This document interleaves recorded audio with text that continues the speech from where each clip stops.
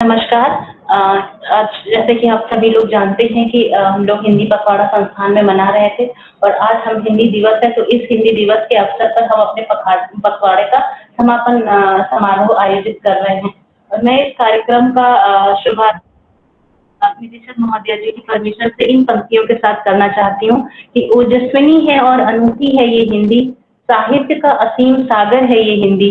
यूं तो देश में कई भाषाएं और भी हैं, पर राष्ट्र के माथे की बिंदी है ये हिंदी।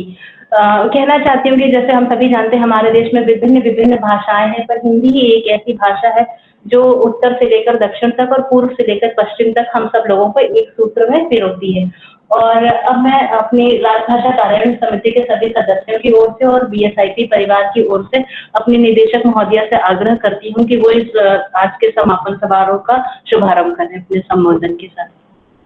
नमस्कार आप और एक आप लोगों को हिंदी दिवस की सभी को बहुत बहुत बधाई।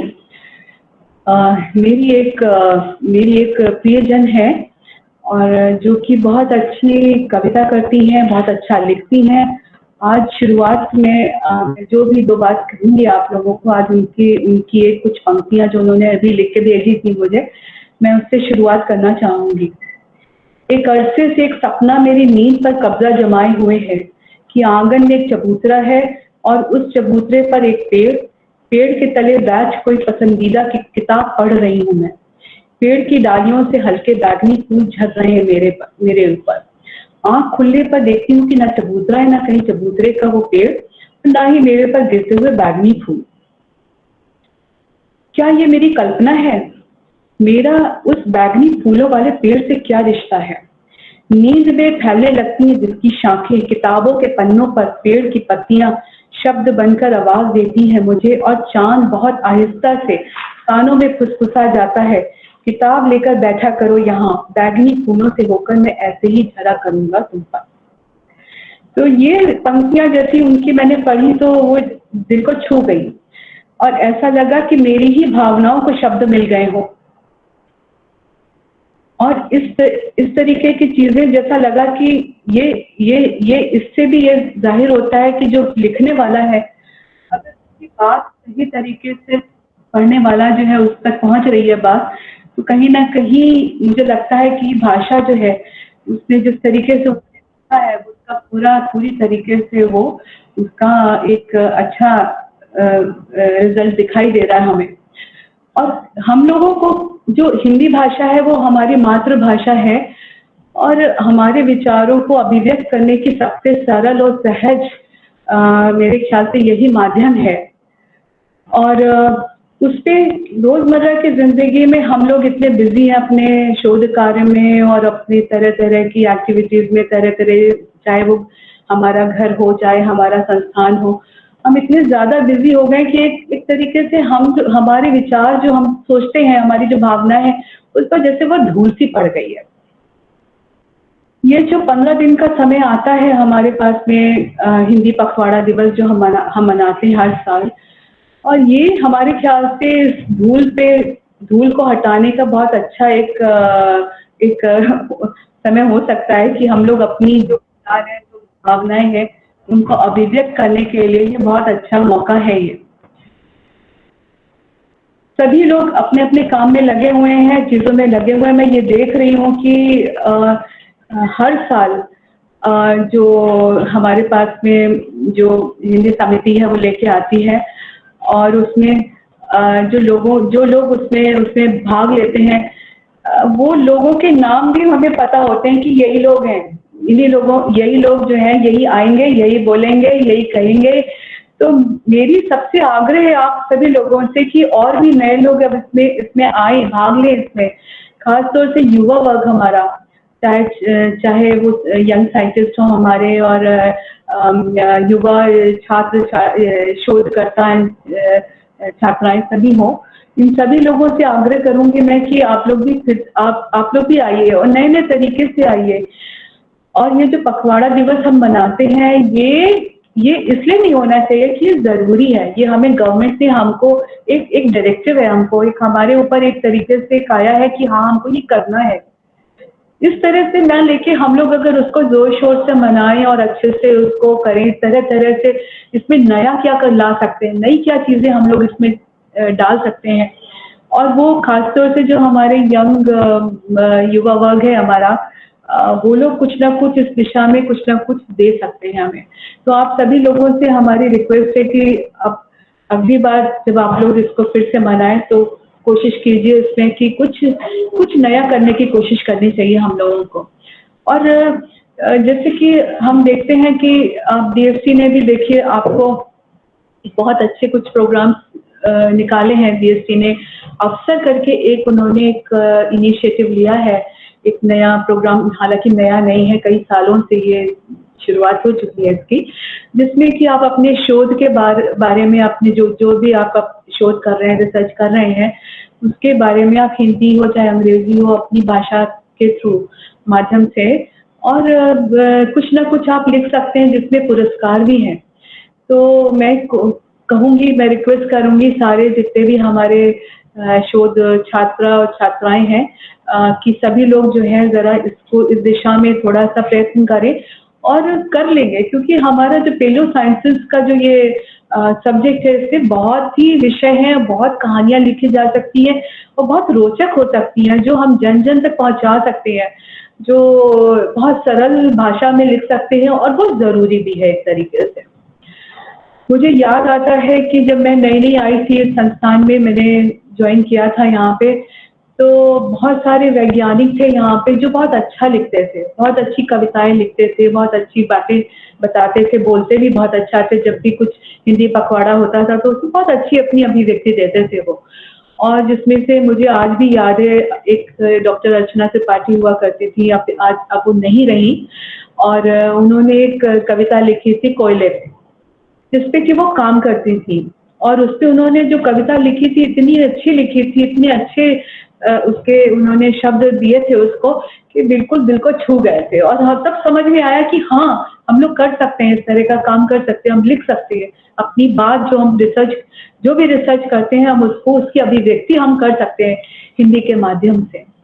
तो मैं आप लोगों को सबको एक बार फिर से बधाई दूंगी। और मैं जो हमारी हिंदी समिति है जिसका संचालन अंजू जी बहुत अच्छे से करती हैं, और स्वाति जी, सपना जी और अशोक शर्मा जी, और अब तो मूर्तिकई जी है जो कि हिंदी भाषी हैं वो, और मैं देख रही हूँ कि सभी लोग बहुत ही अच्छे से और मन लगा के और बड़े अच्छे से इसको मनाते हैं, इसको सारा आगे बढ़ाते हैं इसको। पहला लेक्चर जो हमारा हुआ था, पहली तारीख को हुआ था, राकेश चंद्रा जी का हुआ था। बड़ा ही रोचक विषय था उनका, नई शिक्षा नीति पे उन्होंने दिया था, और उस पे मैंने देखा कि जो मूर्तिकई जी जो है, जो कि हिंदी जिनको बहुत अच्छी बोलचाल की उनकी भाषा नहीं है और वो समझने की कोशिश करते हैं, उन्होंने बड़े मन लगा के वो सुन रहे थे, और बाद में भी उन्होंने बहुत उनसे वार्तालाप किया और बातें करी उन्होंने। तो ये देख के बड़ा अच्छा लगता है कि जो हमारे अहिंदी भाषी लोग हैं वो लोग भी अब धीरे धीरे करके चीजों में आ रहे हैं। एक मुझे याद है मनोज एमसी ने उन्होंने एक बार बहुत अच्छा भाषण दिया था इसमें। तो मैं उन सभी लोगों से आग्रह करूंगी कि जो हिंदी भाषी हैं वो लोग भी आए और इस माध्यम से इस हिंदी पखवाड़ा हो चाहे वैसे भी आ सकते हैं, और कुछ ना कुछ इस तरह से अपनी अभिव्यक्ति करें, अपने विषय में बताएं, अपने रिसर्च के बारे में बताएं। और फिर से मैं आप सभी लोगों को हिंदी दिवस की बहुत बहुत बधाई देना चाहती हूँ। और आज तो मुकुल शर्मा जी बहुत अच्छा महत्वपूर्ण अपना एक भाषण देने जा रहे हैं, और जो कि हम लोग बहुत ही उसको उत्सुक हैं उसको सुनने के लिए। तो आपको बहुत बहुत बधाई हो, और सभी लोगों को फिर से हिंदी दिवस की बहुत बहुत बधाई हो। मैं अपनी बात ही खत्म करती हूँ। जैसा कि हमारी निदेशक महोदया ने बताया कि आज के हमारे जो वक्ता हैं प्रोफेसर मुकुल शर्मा जी, मैम से आग्रह करूंगी कि उनको स्वागत। और जो आज का विषय है वो बहुत कि आप लोग जानते हैं आजकल जियो हेरिटेज को लेकर के काफी चीजें चल रही है, पिटीशन भी फाइल की जा रही है कि किस तरह से हम अपनी भू विरासत को बचाएं। तो इस कड़ी में ही ये व्याख्यान रखा गया है जिसका शीर्षक है हमारी विरासत, वर्तमान दिशा और दशा। तो अब इससे पहले कि प्रोफेसर मुकुंद शर्मा जी अपना अभिभाषण आरंभ करें, मैं एक संक्षिप्त परिचय देना चाहूंगी। हालांकि इस संस्थान के लिए किसी भी परिचय की आवश्यकता नहीं है, पर फिर भी जो हमारे नए वैज्ञानिक है, नए शोधार्थी हैं जिन्होंने अभी संस्थान को ज्वाइन किया है, उन सबके लिए एक बहुत ही संक्षिप्त परिचय प्रोफेसर शर्मा जी का मैं देना चाहूंगी। प्रोफेसर मुकुंद शर्मा जी ने संस्थान को 1986 में एज अ कनिष्ठ शोध छात्र के रूप में ज्वाइन किया था और उसके बाद उन्होंने बहुत लंबा समय अभी तक विभिन्न सोपान चढ़ते हुए अपने करियर के वो वर्तमान में वैज्ञानिक जी के पद पर कार्यरत हैं और बीच में कुछ समय इन्होंने बनारस हिंदू यूनिवर्सिटी में एज अ प्रोफेसर भी अपना बिताया है। और प्रोफेसर शर्मा के पास बहुत सारे ऑनर्स और अवार्ड हैं जिनमें से कुछ का नाम इस प्रकार है। उनको अभी हाल ही में 2018 में L Ramarao world geological society of India के द्वारा दिया गया था। उसके अलावा वो Indo Australian senior scientist fellowship के भी प्राप्त करते रहे हैं।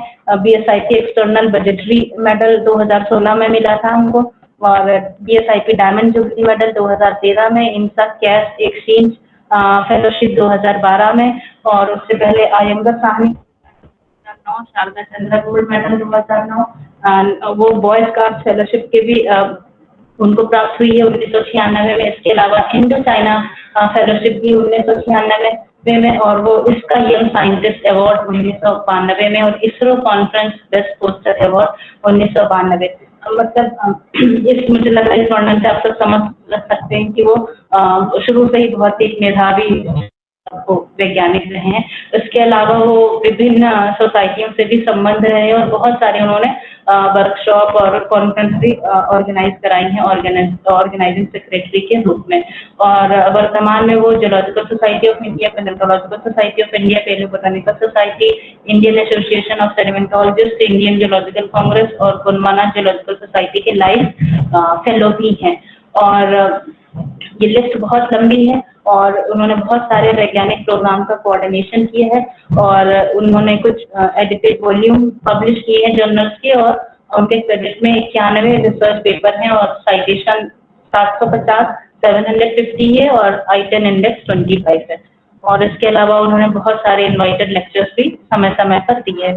अब मैं और अधिक समय ना लेते हुए प्रोफेसर शर्मा जी से अनुरोध करूंगी कि इतना व्याख्यान। धन्यवाद अंजू जी।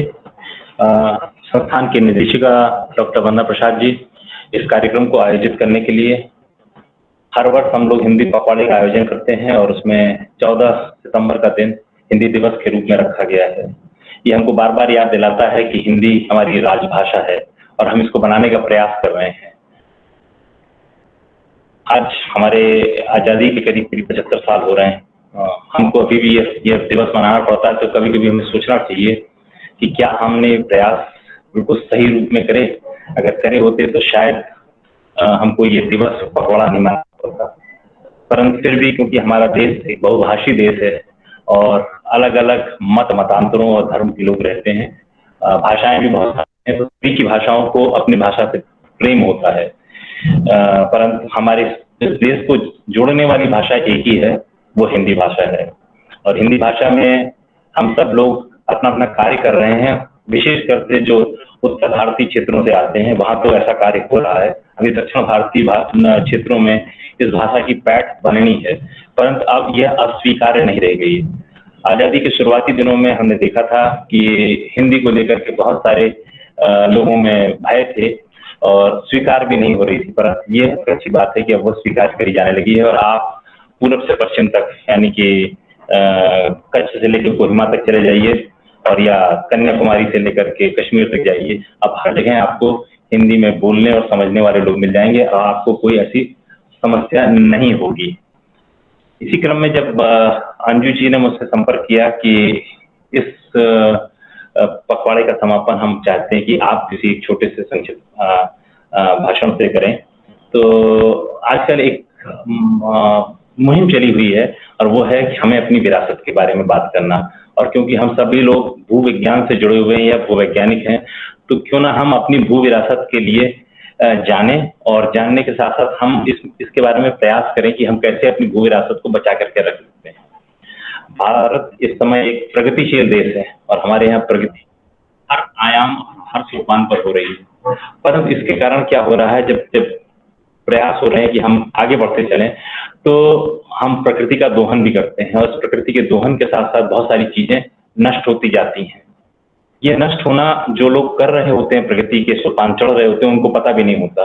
तो ये भू विरासत के बारे में बताना हम सबका जिम्मेदारी है। खास तौर से मैं समझता हूँ कि बीरबल साहनी संस्थान और भारतीय भूवैज्ञानिक सर्वेक्षण और विभिन्न विश्वविद्यालयों में भूविज्ञान से जुड़े हुए लोगों की का उत्तरदायित्व है कि वो अपनी जनता को और हमारे देश के नागरिकों को बताएं कि हमारे यहाँ क्या विरासत है। इसी विरासत के ऊपर मैंने अपना भाषण सोचा है।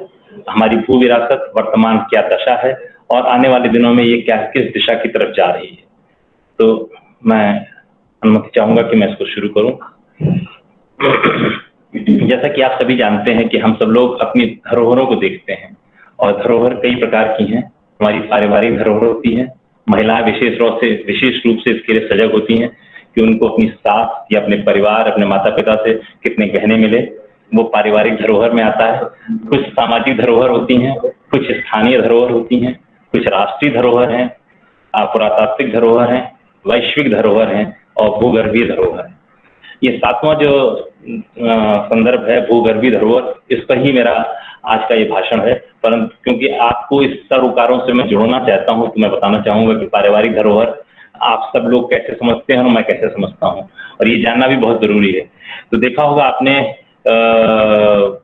चाहे वो हिंदू मैरिज एक्ट हो या मुस्लिम पर्सनल लॉ हो, इन सब में ये बात कही गई कि जो उसे गहने मिलती हैं किसी भी स्त्री को, वो स्त्री धन होता है। और ये पारिवारिक धरोहर होती है, एक पीढ़ी से दूसरी पीढ़ी तक जाती है।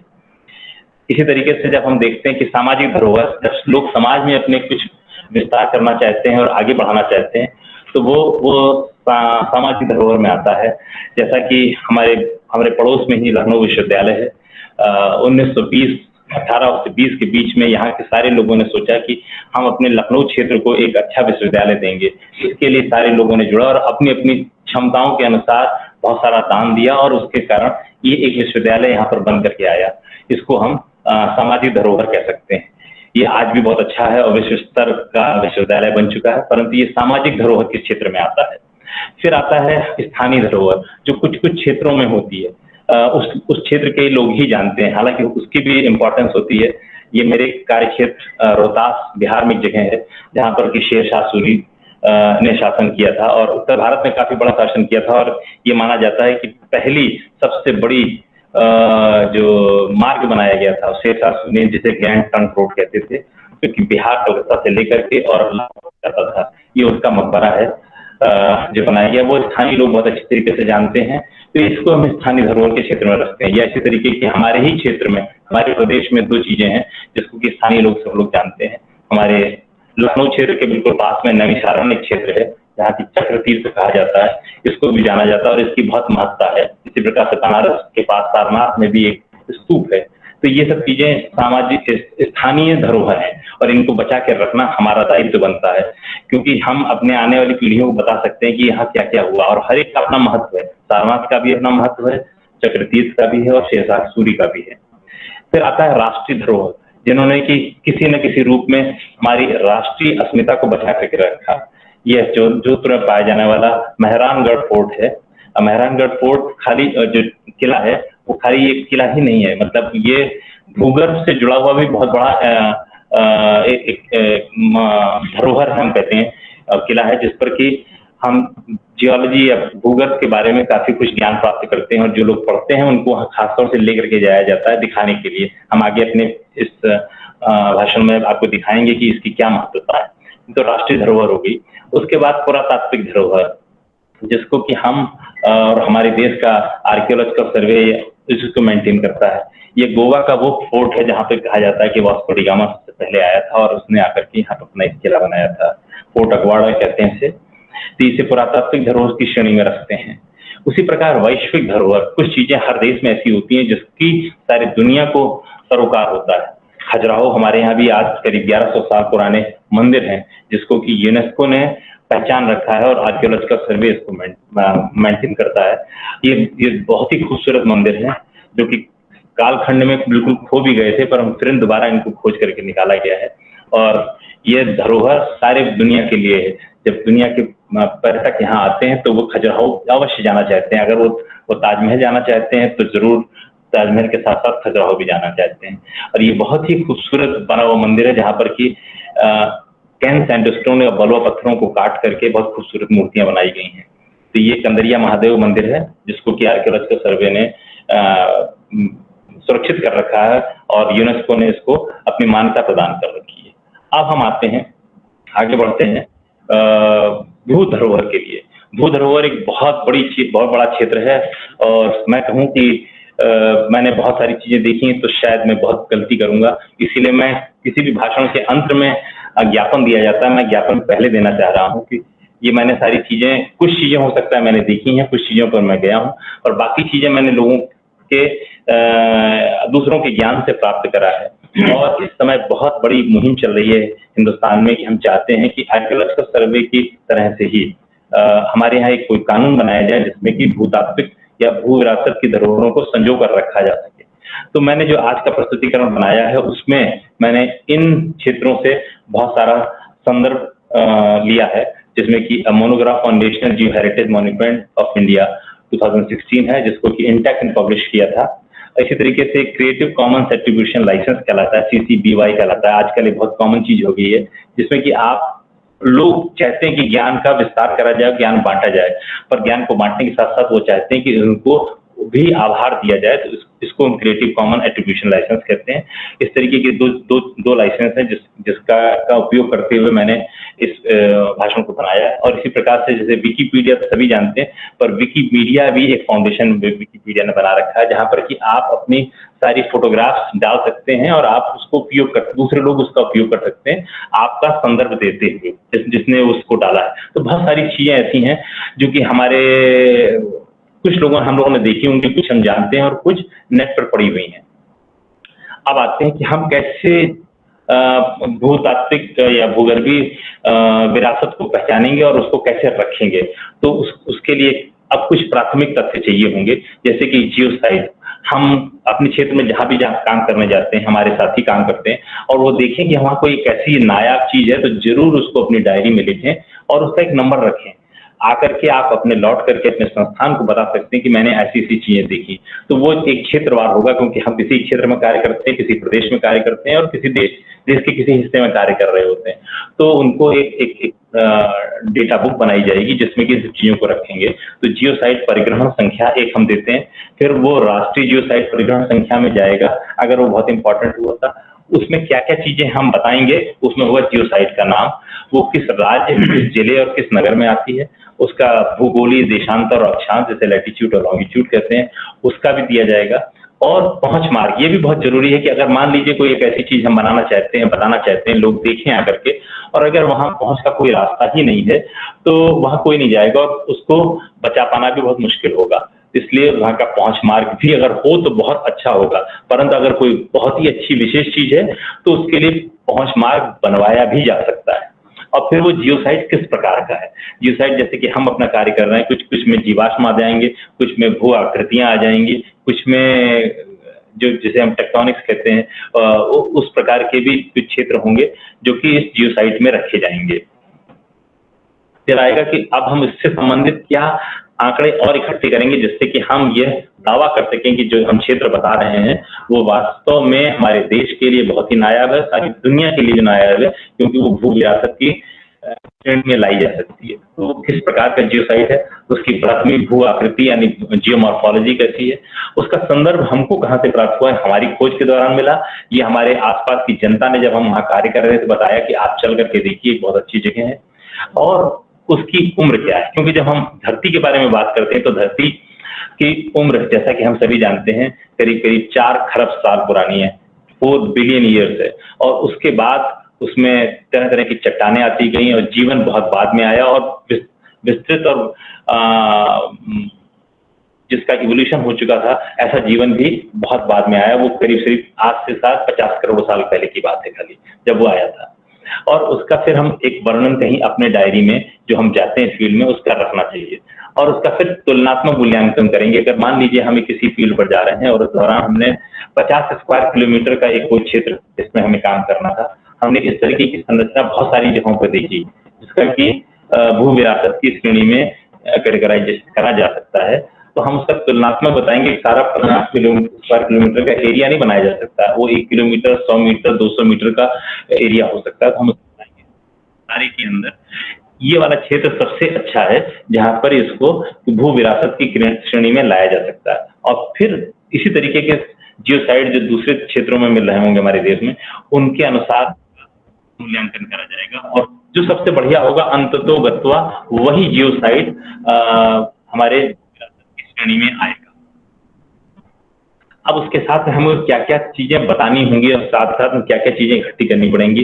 अगर बना सकते होंगे तो हमें एक नक्शा बताना चाहिए, उसकी ऊंचाई कितनी है, उसका क्षेत्रफल कितना है। और फिर आता है मालिकाना हक। हम जैसे कि फील्ड में काम करने गए तो क्या होता है कि जमीन जो है वो राज्य का विषय है, पर राज्य के अंदर आने के बाद भी वो जमीन किसी की व्यक्तिगत हो सकती है, किसी इंडस्ट्रियल एरिया की हो सकती है, ग्राम समाज की हो सकती है। तो हमें ये पता करना चाहिए कि ये चीज जो है वो किसके हक में है। ये चीज भी हम लिखेंगे, क्योंकि जब इसकी घोषणा करी जाएगी कि ये भू विरासत की श्रेणी में आता है, तो कैसे उस चीज को हासिल करा जाएगा, उसके लिए किससे बात करनी होगी।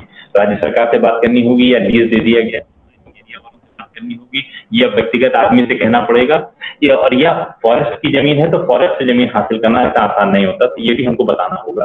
फिर संरक्षण स्तर और उसकी चुनौतियां क्या है। अगर मान लीजिए वहां पर विकास के लिए उस जमीन का अर्जन करा जा चुका है, तो जाहिर सी बात है जिसको माइनिंग की लीज दे दी गई वो खोद करके उसको ले जाएगा। तो क्षेत्र के माइन या खान वाले को बताना होगा कि इसकी इंपॉर्टेंस ये है, और अगर वो इतनी छोटी सी जगह छोड़ देगा तो आने वाली पीढ़ियों के लिए बहुत बड़ी भू विरासत छोड़ेगा। फिर आता है कि उसकी प्राथमिकता क्या क्या, इसको फौरन बचाना है। मान लीजिए कि लीज तो जैसे कि आपको पता होगा उड़ीसा में कुछ समय पहले कोरिया की कंपनी पॉस्को को बॉक्साइट खनन के लिए लीज दी गई थी, और उसके बाद उसमें बहुत सारे विवाद रहे और आज तक वो नहीं हुई, और पॉस्को वापस प्राथमिकता के क्षेत्र में नहीं आता। बॉक्साइट जरूर आता है, बॉक्साइट को बचाना चाहिए था, उसका कुछ क्षेत्र रखा जाएगा। तो प्राथमिकता भी आप तय करेंगे जब आप क्या कहते हैं फील्ड में कार्य करने जाएंगे। और फिर क्या वो इतना अच्छा है कि उस जियोसाइट को पार्क का रूप दिया जा सके, क्योंकि अगर उसको भ्रमण के साथ हम जोड़ देंगे तो बहुत से लोग आएंगे और उस चीज को देखना चाहेंगे। तो पार्क का रूप दिया जा सकेगा तो ज्यादा से ज्यादा लोग देखेंगे, और हमारी आने वाली पीढ़ी भी उसका आनंद भी ले सकती है, और वो सजग भी होगी कि इस क्षेत्र को कैसे बचाया जा सके।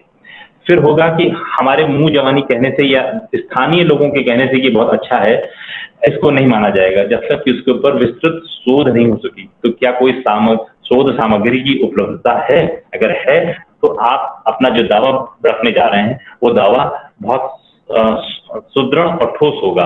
इसलिए इसको भी जांचना आपका ही कार्य होगा कि शोध सामग्री की उपलब्धता देखें, और नहीं तो अगर आप बना सकते हैं, आप खोज कर सकते हैं, तो जरूर वो शोध सामग्री की उपलब्धता करें। इसी प्रकार से वो साहित्य स्रोत क्या है। अखबार को साहित्य स्रोत नहीं माना जा सकता, क्योंकि वो प्रमाणों के उसके ऊपर उसको कथा नहीं गया होता। इसलिए जो भी शोध सामग्री की बात आप कर रहे हैं वो किसी न किसी वैज्ञानिक शोध पत्रिका में छपा हुआ शोध होना चाहिए, तभी उसको माना जाएगा। और जहां तक आप आज के जमाने में, आज के समय में चित्र लेना बहुत कठिन कार्य नहीं है, तो इसलिए जरूर उसके अच्छे और भरपूर चित्र लें और लोगों के साथ उसको साझा करें, जैसे कि अच्छी आपको बातें पता चलेंगी कि क्या क्या चीजें हम उसमें इस कार्य में इसमें रख सकते हैं। और इसके बाद आप, क्योंकि आप ही फील्ड गए थे, आपने इसका पहला डेटा इकट्ठा किया है, तो आप प्रस्तावक के रूप में आपका नाम भी आना चाहिए और आएगा, तभी इसके बाद आगे चलेंगे। तो ये प्राथमिक द्वितीयक सहायक आंकड़े हैं। इसके बाद आता है कि भूगर्भीय धरोहरें। अब वो क्या है भूगर्भीय धरोहर? वो भूगर्भीय धरोहर हमारे लिए आज की तारीख में 3 क्षेत्रों में आती हैं। एक तो बिल्कुल भूगर्भ से, एक जैव मंडल से जिसे बायोस्फीयर कहते हैं, एक हमारे वायुमंडल से जिसे कि हम एटमॉस्फेयर कहते हैं, और एक खुद भूगर्भ। यहाँ पर जो समय समय पर, क्योंकि धरती जैसा मैंने बताया कि 4 खरब वर्ष पुरानी है।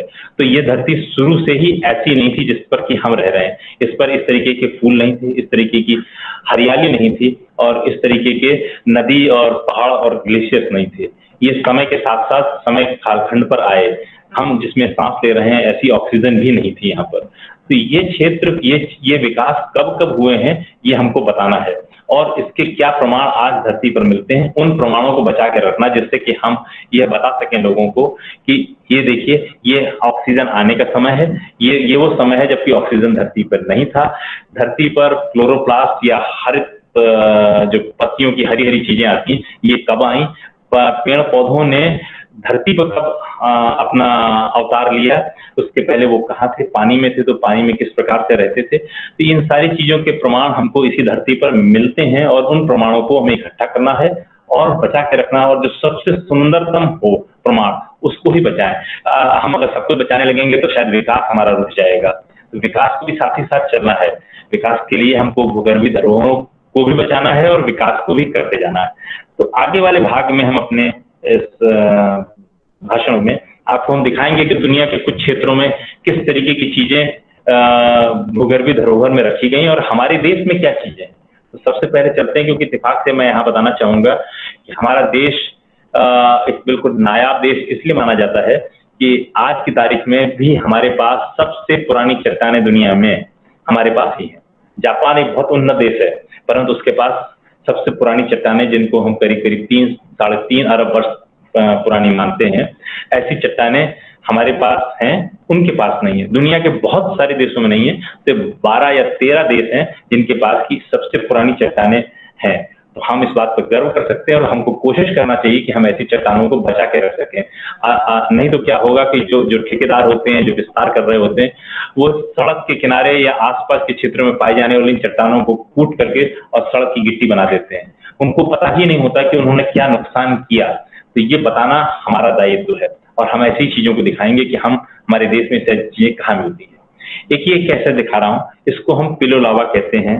ये साउथ इंडिया में मिलता है और ये वो चीज दिखा रहा है कि जब समुद्र के अंदर ज्वालामुखी है, समुद्र के बिल्कुल किनारे ज्वालामुखी फटता है और उसके बाद जो लावा पानी में जाकर टच करता है वो इस तरीके का रूप ले लेता है। कर्नाटका में एक जगह है मर्दीहल्ली में ये पिलो लावा पाया जाता है और इसी तरीके का पिलो लावा हमारे उड़ीसा क्षेत्र में पाया जाता है। तो हम हिंदुस्तान में सिर्फ 2 ही जगहों पर इस तरीके की चीजें पाते हैं और इसको हमको बचा के रखना चाहिए। और इसको बचाने का प्रयास सिर्फ मैं ही नहीं कह रहा हूँ, जियोलॉजिकल सर्वे ऑफ इंडिया ने भी किया और इस क्षेत्र का एक बहुत छोटा सा हिस्सा, जो करीब आपसे कह सकते हैं कि आधा किलोमीटर गुणा आधा किलोमीटर का है, जिसको कि घेर करके उन्होंने प्रिजर्व किया है। परंतु होता क्या है कि जियोलॉजिकल सर्वे इंडिया या भारतीय भूवैज्ञानिक सर्वेक्षण इस क्षेत्र में इससे ज्यादा कुछ नहीं कर सकता। वो बता सकता है कि ये क्या संरचना है, इसकी क्या महत्वता है और इसको रखा जाना चाहिए। बाकी उसके बाद ये सारे क्षेत्र जो हैं वो राज्य सरकार के दायरे में आते हैं। तो अभी मैं 2019 में गया था यहाँ पर और ये मैंने 87 में भी देखा था। वहां इतना विकास हो गया, पहले कुछ नहीं था और अब बहुत चौड़ी सड़कें हो गई। सड़क जो है बिल्कुल इसके पास तक आ गई और वहां पर एक प्राथमिक अस्पताल बनाया जा रहा था। जो अस्पताल बन गया है वो लोग तो शायद इसको ढक करके पूरा इसके ऊपर अस्पताल की बिल्डिंग बन जाती, पर जियोलॉजिकल सर्वे ने बहुत प्रयास किए तो ये छोटा सा हिस्सा छोड़ा गया है। तो ये देखिए वहां एक बोर्ड लगा हुआ है कन्नड़ भाषा में, अंग्रेजी भाषा में और हिंदी में, परंतु उसके आसपास कितनी गंदगी है वो आप अंदाज लगा सकते हैं देख करके। परंतु उसकी महत्वता उनको नहीं पता है क्योंकि वो 3.2 अरब वर्ष पुराना पिलो लावा है जो कि समुद्र में इस तरीके की घटना हुई थी, उसका प्रमाण है। ऐसी चीजों को हमको बचा के रखना ही है, क्योंकि आप इसको खोद करके गिट्टी बना देना तो बहुत आसान है, गिट्टी बन करके सड़क में खत्म हो जाएगी, परंतु ऐसा प्रमाण हम अपनी किसी आने वाली पीढ़ी को दिखाना चाहते हैं तो दिखा नहीं सकते, क्योंकि और कहीं नहीं है। सिर्फ हमारे पास उड़ीसा में कुछ थोड़ा सा क्षेत्र है और कुछ थोड़ा सा क्षेत्र हमारे पास कर्नाटका में है। ये उड़ीसा का क्षेत्र है जहाँ पे इसको पिलो लावा कहते हैं। ये चीज दिखाई जा रही है, वहां भी मिल रहा है, परंतु जितना अच्छा पिलो लावा हमको क्या कहते हैं मर्दीहल्ली में पिलो लावा, मैं तकिए के तरीके से बोलूं, ऐसा होता है कि पानी पास में होता है और जो ज्वालामुखी से लावा आ रहा होता है फौरन गोल गोल गोल गोल बन करके वहीं गिरता चला जाता है। तो ये जो है नुमीरा जगह है केवंझार डिस्ट्रिक्ट में उड़ीसा के, ये वहां का है और वहां भी जीएसआई ने क्या कहते हैं इसको एक बोर्ड लगा रखा है और जो पहला वाला देखा था वो मर्दीहल्ली में था। तो आप ये देखिए कि ये चीज नायाब चीज है, क्योंकि हमारे पास हमारे देश में ही है, सब सारी दुनिया के हर देश में नहीं मिलती। तो ये बचाना, इसको बचाने का उत्तरदायित्व तो हमारा ही है, और हमारा दायित्व खाली इतना ही नहीं कि हम इसे बचाएं, इसके साथ साथ हमें वहां की जनता को जागरूक करना होगा, वहां की लोग स्थानीय सरकार को भी बताना होगा, सरकार को भी नहीं पता है। जैसे कि अभी कुछ दिन पहले जब आप बात कर रही थी तो किसी ने आप कहा नहीं थी कमिश्नर के पास, तो कह रही थी ऐसा कोई इंस्टीट्यूट भी है। मतलब हम 75 साल से यहाँ पर, हमारे बारे में बहुत कम लोग जानते हैं। ऐसी ही स्थिति भूगर्भीय संरचनाओं को लेकर के भी सारे देश में है। तो ये बचाना और बताते रहना ये हमारा ही कार्य है। उसको आप सब लोग जो हमारे यहाँ से लोग क्षेत्र में जाते हैं, फील्ड पर जाते हैं, उनको ऐसे प्रयास जरूर करने चाहिए, और आपके प्रयासों से कुछ न कुछ चीजें बचाई जा सकती हैं। मैंने भी कुछ प्रयास किए, वो भी दिखाऊंगा कि कैसे उसमें सफलता मिली। फिर आता है ये हमारी सब कुछ बहुत पुरानी चट्टानें हैं, जो एक बाग है बहुत खूबसूरत, टीपू सुल्तान का बनाया हुआ, लाल बाग कहलाता है। लाल बाग में ये चट्टानें पाई जाती हैं, और इसे हम पेनिनसुलर नाइसेस कहते हैं। ये वहां भी पड़ती हैं और कुछ ही जगहों पर, और इनमें सबसे पुरानी चट्टानें होने के इनकी एज निकाली जा चुकी है। आज की तारीख में सबसे पहले यही सबसे पुरानी चट्टान मानी जाती थी। अब इनसे भी पुरानी 2 चट्टानें हमारे, एक उत्तर प्रदेश में बुंदेलखंड में मिलती है, और उससे ज्यादा पुरानी चट्टान झारखंड के इलाके में मिलती है। तो उन चट्टानों को बचाना और बताना हमारा कार्य है। ये है हमारे बुंदेलखंड की नाइस। कुरैचा एक जगह है बुंदेलखंड में, वहां पर ये नाइस मिलती है, और इस नाइस की जब डेटिंग करी गई है तो 3.6 बिलियन यानी कि 3.5 अरब से लेकर के 3.6 अरब वर्ष तक के चट्टाने हैं। इसमें एक मिनरल मिलता है जर्कन की जो डेटिंग करी गई है। तो ये चीजें हमें बचाना हमारा कार्य है, और हमको बचाना, और ये बहुत ही खतरनाक स्थिति में इसलिए है क्योंकि इसके बगल में विकास हो रहा है, और अब मैंने सुना है कि शायद जो डिफेंस कॉरिडोर है उसकी सड़क भी चौड़ी बनेगी, और ये बिल्कुल लगी हुई है। तो ठेकेदार क्या करता है, दूर से कहीं गिट्टी लाने के बजाय वो कोशिश करता है कि यहीं पर मैं किसी तरीके से इलीगल माइनिंग करके निकाल करके और इसकी सड़क में गिट्टी लगा दूं करके। तो ये जब चली जाएगी तो हम दुनिया को नहीं बता सकते कि इतनी पुरानी चट्टान हमारे देश में है। तो ये देखिए, ये इसके अंदर की कुछ नाइसेस हैं वहाँ की, उसी इलाके की। ये आ गया। अब आते हैं हम एक जो क्षेत्र आपको दिखा रहे हैं, इस क्षेत्र की सबसे बड़ी त्रासदी ये रही कि ये भी अपने आप में एक नायाब चीज है। इसे नेफिलीन साइनाइड कहते हैं। राजस्थान में किशनगढ़ की जगह है, वहां ये पाया जाता था, और अब बहुत थोड़ा सा हिस्सा रह गया है। बाकी सारा हुआ, जैसा मैंने कहा कि ठेकेदारों ने निकाल के, क्योंकि इसके बगल से राष्ट्रीय राजमार्ग गुजर रहा है, उन्होंने निकाल करके सारी गिट्टी बना करके खत्म कर दिया। अब नेफिलीन साइनाइड जैसी बहुत इंपॉर्टेंट जो चट्टान होती है, वो चट्टान हम भी दिखाने की स्थिति में कुछ दिन बाद नहीं रह जाएंगे, बहुत थोड़ा सा रह जाएगा, और ये करीब 1.5 अरब वर्ष पुरानी चट्टानें हैं। फिर आता है हमारे पास कि शुरुआती आग्नेय चट्टानें, यानी कि जिन्हें इग्नियस रॉक्स कहते थे, इग्नियस रॉक्स के ऊपर कब सेडिमेंट्री रॉक्स आई। तो ये चित्रकूट का वो इलाका है जहां पर कि हमको बुंदेलखंड ग्रेनाइट, नीचे लाल वाला जो दिख रहा है वो बुंदेलखंड ग्रेनाइट है, ये वाला पार्ट जितना है, और इसके ऊपर सेडिमेंट्री रॉक यानी विंध्यन चट्टानें कहते हैं वो दिख रहे हैं। तो ये संपर्क क्षेत्र है, इत्तेफाक से अभी बचा हुआ है, और मुझे उम्मीद है कि ये बचा भी रहेगा, क्योंकि ये संग्रामपुर पहाड़ी का एक क्षेत्र है, उस पहाड़ी पे कोई जाता नहीं, और मान्यता यह है कि वहाँ की स्थानीय जनता भी किसी को हथौड़ी लेकर के भी इन चट्टानों पर नहीं जाने देती। इस कारण से बचा हुआ, और इवन हमको भी जब जाना होता है तो समस्या होती है कि आप इस पे ले जा करके, क्योंकि उनकी धार्मिक मान्यताएं इसके साथ जुड़ी हुई हैं कि इन चट्टानों के आसपास भगवान रामचंद्र रहे थे, इसलिए उनको नहीं तोड़ा जा सकता। तो ये बचा हुआ क्षेत्र है। फिर कुछ चीजें होती हैं जो अपने आप में कुछ बड़ा खूबसूरत शेप ले लेती हैं। ये भी क्या कहते हैं, राजस्थान में एक सेंद्रा जगह है, सेंद्रा के पास में ग्रेनाइट एक मिलता है, ग्रेनाइटिक रॉक है, और ये बिल्कुल उल्लू के मुंह के जैसे शेप में है। ये बचा हुआ है, पर फिर वहां पे भी विकास का कार्य हो रहा है। तो ये बताया गया, पर अभी तक इसको राजस्थान सरकार ने कोई भी पहल नहीं करी है। तो कब तक बची रहेगी पता नहीं, पर इनको बचाया जाना चाहिए, क्योंकि ये भी काफी पुरानी रॉक है। ये भी 1.5 अरब साल पुरानी चट्टानें हैं हमारी, और इतना खूबसूरत आकार इन्होंने ले रखा है। ये अपर्दन यानी कि मतलब इरोजन और क्या कहते हैं वेदरिंग के कारण एक ऐसा शेप ले लिया है, इसको आउल हेड रॉक कहते हैं।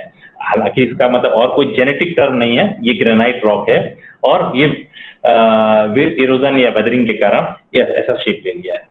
अब आता है जैसा कि मैंने पहले एक जोधपुर का मेहरानगढ़ फोर्ट कहा था, तो मेहरानगढ़ फोर्ट जिसके ऊपर बना हुआ है वो तो बलुआ पत्थरों से बना हुआ, सैंडस्टोन से बना हुआ है, पर उसके नीचे एक जो चट्टान पाई जाती है उसे मलानी रायोलाइट कहते हैं। और बहुत बड़े स्तर पर जब ज्वालामुखी फटते हैं तो आप सब लोग जानते होंगे दक्कन का पठार जो है, यानी कि जो मुंबई के आसपास से लेकर के महाराष्ट्र महबूबनगर तक और हमारे झांसी तक आता है और आंध्र प्रदेश में कई जगहों तक जाता है, उसको हम LIP यानी कि लार्ज इग्नियस प्रोविंस कहते हैं। इसी तरीके की हमारे यहाँ हिंदुस्तान में 3 क्षेत्र मिलते हैं जिनको लार्ज इग्नियस प्रोविंस के क्षेत्र में रखा जाता है। एक दक्कन का है, दक्कन बहुत पुराना नहीं है, 60-65 साल पुराना है। इसी प्रकार से राजमहल में है, राजमहल LIP कहलाता है, वो 212 मिलियन ईयर के आसपास आता है। और सबसे पुराना ये वाला है जिसको कि हम 720 मिलियन ईयर यानी कि 72 करोड़ साल पुराना हम इसका आकलन किया गया। तो इसके ऊपर बनाया हुआ जो फोर्ट है वो बहुत ही मजबूत और बहुत ही अभेद्य है, इसलिए उसका ज्यादा महत्व है। तो जोधपुर में मलानी इग्नियस सूट और इसके ऊपर सैंडस्टोन और उस पर बना हुआ सबसे बड़ा किला जिसको अभेद्य किला माना जाता था। अब आता है क्या कहते हैं जिंक। जिंक एक ऐसी धातु है जो कि दुनिया में बहुत कम जगहों पे मिलती है। हमारे यहाँ मिलती है, चाइना में मिलती है, पर हमारे यहाँ इसका इतिहास बहुत पुराना है और इतना पुराना है कि हमारे कहा जाए क्या कहते हैं जो मौर्यकालीन उस क्षेत्र में भी अगर जिन्होंने चाणक्य की क्या कहते हैं सीरियल देखा होगा तो उसमें भी उन्होंने कहा तो ये जाता है कि बाबर अपने साथ बारूद लेकर के आया था, परंतु इतिहास में कहीं कहीं ऐसा उल्लेख भी मिलता है कि चाणक्य ने भी इसका उपयोग करते हुए बारूद की खोज करी थी उस समय पर। तो ये जो जिंक है सिर्फ वो हमारे देश में उदयपुर के पास एक जगह है जहां पर ये हमको मिलता है। और उस समय मेटलर्जी यानी कि जिसे धातु कर्म कहते हैं, धातु कर्म बहुत से लोग नहीं जानते थे, दुनिया में बहुत बाद में आई। जो पढ़ाई के क्षेत्र में मतलब ज्यादा पुरानी नहीं कह सकते हैं, 400 से 600 साल पुरानी है, परंतु ये जो स्थिति है जो जावर एक जगह है, जावर के पास में मिलता है जहां पर कि लोग जिंक को निकाल करके ये चांदी की रॉक के साथ था, तो सिल्वर और जिंक और क्या कहते हैं सिल्वर और लेड ये 3 चीजें मिली हुई थी। तीनों चीजों को सेपरेशन करना की उन्होंने ज्ञान प्राप्त कर लिया था और वो कैसे निकालते थे, उनके जो मिट्टी के बर्तन हैं वो भी आज वहां लगे हुए हैं। तो ये बहुत अच्छा क्षेत्र है जिसको कि हमें निश्चय ही बचाना चाहिए उसके अंदर। और ये चीज GSI ने भी कर रखा है वहां पर। ये जो छोटे छोटे से पॉट जहां दिख रहे हैं जो हथौड़ी के पास के हैं, ये सब उस क्षेत्र उसमें से जो मिश्रित धातु थी यानी अयस्क था, उस अयस्क से लेड, सिल्वर और जिंक ये तीनों चीजों को अलग करने की क्षमता या ज्ञान उस समय के हमारे पूर्वजों ने प्राप्त कर लिया था। बचा के रखना जरूरी है। ये वो चीजें हैं जो उदयपुर के पास जावर में मिलती हैं, जिसमें से बर्तन से वो बाहर निकालते थे, इसमें भरते थे पहले, फिर उनको बहुत गर्म किया जाता था और गर्म करके उसको पिघला करके बाहर निकालते थे। तो इसको बचाया जाना चाहिए। अब हम आते हैं कुछ दूसरी 1.5 अरब वर्ष पुरानी संरचनाओं पर जिनको कि हम स्ट्रोमेटालाइट कहते हैं। ये हमारे उत्तर प्रदेश में सलखन एक जगह है जहां पर बहुतायत से मिलते हैं।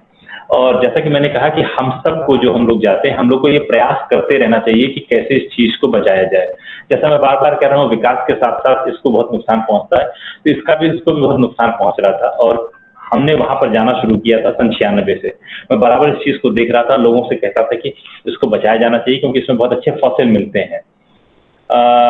वो मेरा व्यक्तिगत प्रयास था, मैं छोटे स्तर का आदमी था, फिर भी मैंने लोगों को वहां जागृत करने की कोशिश करी। और एक बार जो वहां का DM थे, DM ने सुनवाई करी, DM से भी मैं मिला, पर खाली DM के मिलने से भी बात नहीं बननी थी, तो सबको मोबिलाइज करना, यानी कि उसमें जरूरत होती है आपको वन अधिकारियों से मिलना, उस क्षेत्र के क्या कहते हैं DM या ADM से मिलना, और क्या कहते हैं स्थानीय जनता जो पत्थर बना रही है, मैंने उनको भी सजग करने की कोशिश करी। तो देखिएगा, आगे दिखेगा कि किस तरीके से हमने इस क्षेत्र को संरक्षित करा लिया है। अब हम लोग प्रयास कर रहे हैं कि इसको राष्ट्रीय स्तर पर एक पार्क घोषित करा जा सके। वाकई में बहुत अच्छे स्ट्रोमेटालाइट हैं जो कि क्या कहते हैं सलखन में पाए जाते हैं। देखिए, फिर हमारे ही प्रयासों से कहने के बाद फॉरेस्ट डिपार्टमेंट ने वहां पर ये बोर्ड लगवाए। अब बोर्ड लगाने के साथ साथ उन्होंने इसकी 4 दिहाड़ी तो नहीं, तार से घेरवा दिया है उसकी एक समस्या होती है। अब हम जाते हैं तो मुझे भी परमिशन लेनी पड़ती है, मैं उस पार्क के अंदर आसानी से जाकर के रिसर्च के लिए मटेरियल कलेक्ट नहीं कर सकता हूँ। तो थोड़ी सी एक समस्या है, पर मैं बराबर समझाने में लगा हुआ हूँ कैमूर के लोगों को। और अब तो मिर्जापुर नहीं रहा पहले, अब पहले मिर्जापुर में आता था, अब सोनभद्र जिले में आ गया। अभी देखिए ये बोर्ड लगा हुआ है, ये भगवान शंकर आईएएस थे जिनको कन्विंस कर लिया था। खाली उनके करने से भी नहीं होता, क्योंकि वो तो सोनभद्र में या मिर्जापुर में बैठते हैं, और ये ओबरा के पास एक जगह है जहां पर है। तो वहां तक आने के लिए तो मैंने इसमें वहां के एक लोकल जो एक रिपोर्टर थे विजय शंकर चतुर्वेदी, उनको भी करा, फॉरेस्ट के लोगों को भी करा, और फिर वहां पर एक बहुत छोटे स्तर पर क्रशर्स लगे हुए हैं जो पत्थर को, बड़े बड़े पत्थरों को काट करके और गिट्टी बनाते हैं। तो देखिए नीचे लिखा हुआ डाला बिल्ली क्रशर ओनर्स एसोसिएशन, इन सबको मोबिलाइज करा।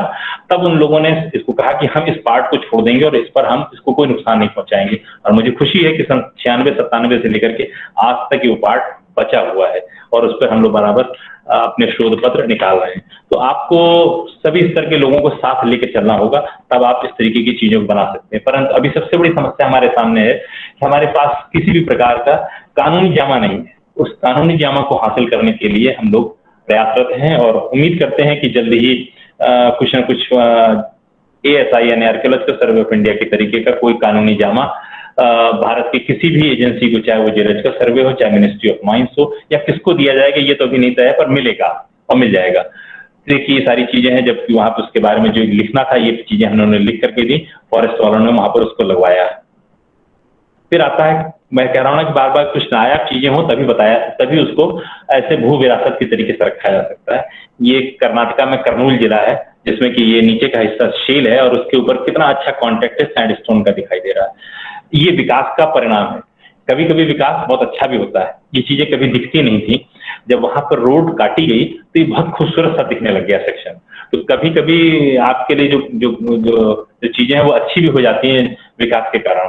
जहाँ पे जो सेक्शन नहीं मिल रहा था, कभी हम देख नहीं सकते थे, या हम इतना बड़ा सेक्शन कटवा नहीं सकते क्योंकि हमारी सीमाओं और क्षमताओं के बाहर है, और रोड बनने के कारण ये बहुत अच्छा सेक्शन दिखने लग गया है। अब आता है बेलम केव्स। इसमें भी क्या कहते हैं, बेलम केव कर्नूल जिले के अंदर जमीन के नीचे पाई जाने वाली गुफाएं हैं, जो कि बहुत बड़ी गुफा है। और इस गुफा को एक अंग्रेज जियोलॉजिस्ट ने बहुत पहले नोट किया था और उसकी डायरी में लिखा हुआ था, परंतु इसको कभी नहीं करा गया था। हम लोगों ने इस चीज के लिए प्रयास किया और ये प्रयास हमारा शुरू हुआ था 97-98 में। उस समय यूपी के ही एक IAS ऑफिसर थे जो कर्नूल के DM थे, उनसे मिले और उनको भी कन्विंस किया। तो उन्होंने एक जर्मन टीम को लगा करके पूरा इसका इन्वेस्टिगेशन कराया, उसकी लाइटिंग कराई, और आज की तारीख में ये बहुत ही खूबसूरत विजिटिंग प्लेस बन चुका है। तो ये अभी घोषित तो कर दिया गया है कि बहुत अच्छा जियो हेरिटेज साइट है, पर वही एक कानूनी जामा पहनाना जाना है इसको, और वहां पे लोग बराबर आते रहते हैं। देखिए सब बोर्ड लग गया है, बहुत जाने के लिए सीढ़ियां भी बना दी गई हैं, बहुत अंदर तक लोग जा सकते हैं। इसके अंदर बहुत अच्छी लाइटिंग की व्यवस्था है। तो हम कुछ ऐसा ही चाह रहे हैं हर चीज के लिए, चाहे वो आग्नेय क्षेत्रों में, इग्नियस रॉक्स हो, मेटामॉर्फिक हो या सेडिमेंट्रीज हो, और उनमें पाई जाने वाली या होने वाली कुछ अद्भुत चीजों को ही हम बचाने की कोशिश करते हैं। अब देखिए ये सोचने में लगता है कि कैसे रॉक मुड़ गई होंगी। ये एक फोल्ड है जिसको हम कहते हैं, और ये अल्मोड़ा का क्वार्ट्ज माइका शिस्ट है, स्ट्रक्चर है जिसमें एसिमेट्रिकल रिकम्बेंट फोल्ड है।